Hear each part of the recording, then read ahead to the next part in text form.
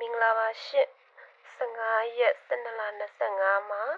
19ရက်12လ25အထိတပတ်စာမပြောက်ပတ်သည့်ဗရိတ်နဲ့အခွေကိုတင်ပေးသွားမှာဖြစ်ပါတယ်ရှင်မပြောက်ပတ်သည့်က3ည3မပြောက်ပတ်သည့်ပါ3ည3မပြောက်ပတ်သည့်မပြောက်ပရိတ်ကတော့3ပရိတ်ပါဒါပေမဲ့10ပရိတ်ရံပေးပါ3-10ပရိတ်3ပရိတ်မိတ်10ပရိတ်ရံပါအခွေကတော့2-3-5ခွန်အခွေနဲ့3-8-5-3အခွေမပြောက်အခွေပါမပြောက်အခွေပါမပြောက်ပတ်သည့်3-3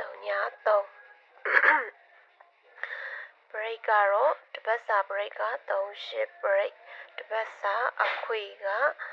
2-3-5ခွန်အခွေနဲ့3-3-5-8အခွေဖြစ်ပါတယ်ရှင်ကျေးဇူးတင်ပါတယ် like and subscribe လေးနဲ့အားပေးကြပါရှင်